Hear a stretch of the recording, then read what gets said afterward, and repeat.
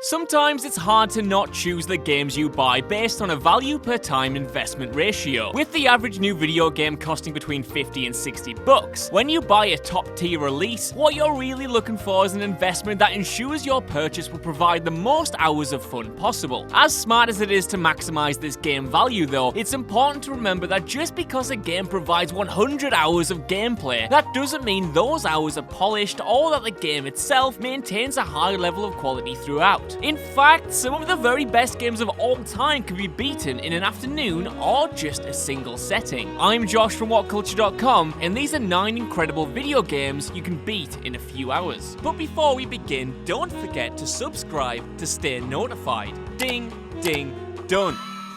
Number 9.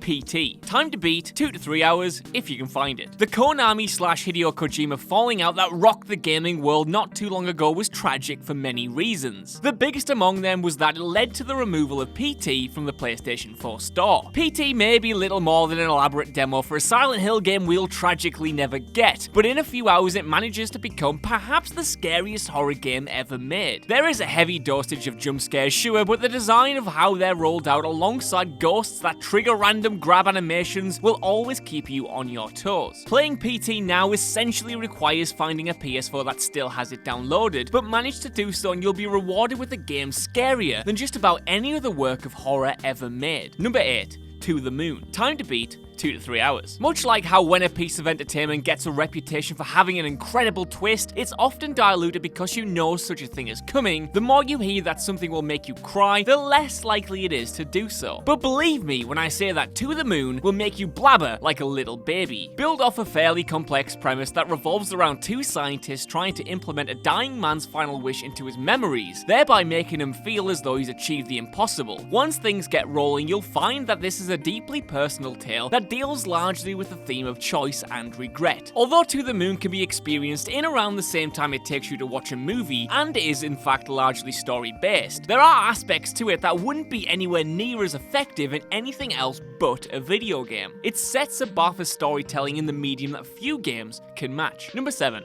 Until Dawn. Time to beat 4 to 5 hours. The only problem with the classic slasher films of the 80s is that eventually you run out of them. As Lenny once lamented on The Simpsons, how come they never play any new oldies? Well, with Until Dawn, they kinda did. Though the gameplay may not amount to much more than a few quick-time events and some choose-your-own-adventure moments, the story, environment, and characters are all ripped straight from the 80s horror playbook. This game was clearly made by designers and developers with a love and understanding for what makes that particular genre of film so fondly remembered. So, faced with a dark and stormy night and don't feel like watching Friday the 13th for the 100th time, pop in Until Dawn instead and create your own slasher masterpiece. Number 6. Shovel Knight. Time to beat 4 to 5 hours. To be honest, you could fill most of this list with classic NES games. Assuming you don't get stuck on the final boss, f*** you, Mike Tyson. A lot of the games of that era were modeled after arcade games that could theoretically be beaten in a single sitting. Much like Until Dawn, a part of what makes Shovel Knight so special is how it perfectly recreates the experience of a bygone era, while contributing to an original piece of entertainment that would have fit said era, in the words of Ace Ventura, like a glove. This charming 2D platformer could easily stand shoulder to shoulder with the likes of DuckTales, Castlevania, and Mega Man, and in many ways is actually better than the very best of that time ever were. Number 5. Spec Ops The Line. Time to beat 4 to 5 hours. Much like World War II games before them, we are certainly at a point in gaming where even seeing another Modern Warfare-based shooter just makes you involuntarily cringe a bit. That said, you should make an exception for Spec Ops The Line. While its third-person combat is fairly standard, the game's story is most certainly not. This is one of the most engaging and thought-provoking tales on the horrors of war ever made, and what makes it all the more compelling is that you're forced to participate in the game's most troubling moments. Consequently, it won't be long before you're questioning your decision to pull the trigger, as well as your own sanity. Of course, the best part about Spec Ops is that it can be beaten in an afternoon if you wish to do so. Just be prepared to spend the rest of the day in a state of pure,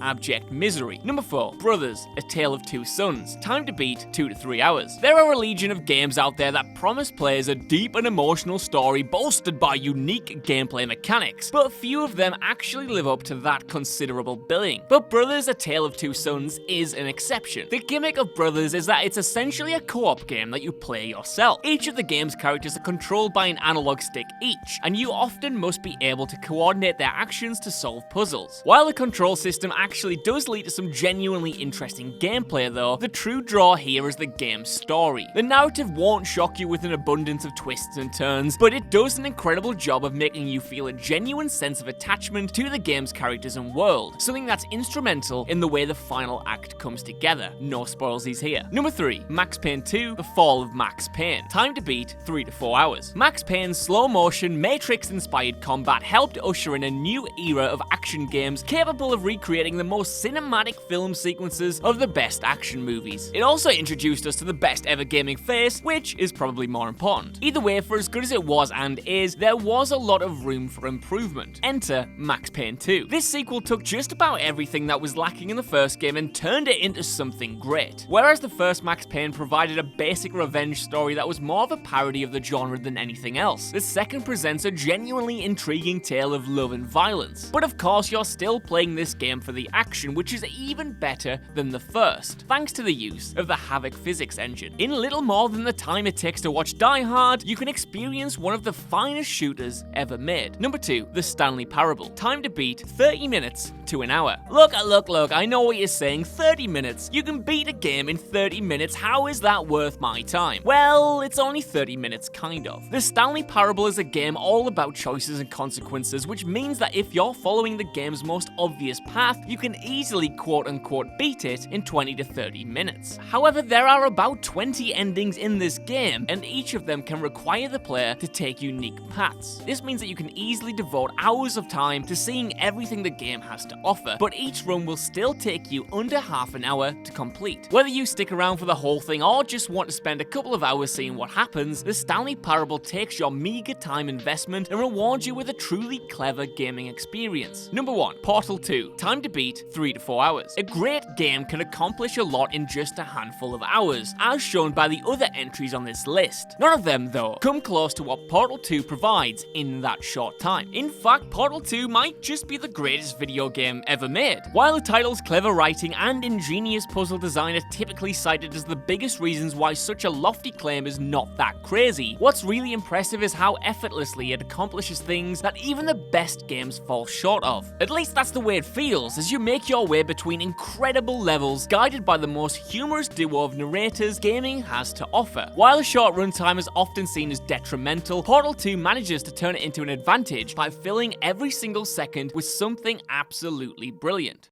Hey guys, thanks for making it to the end of the video. Aren't you a star? Don't forget to subscribe below, and also the people who made this video, they're right here, so go and follow them and give them some love. If you want to see more content, there's probably some stuff flowing up above my head. Why not check it out? It could be fun.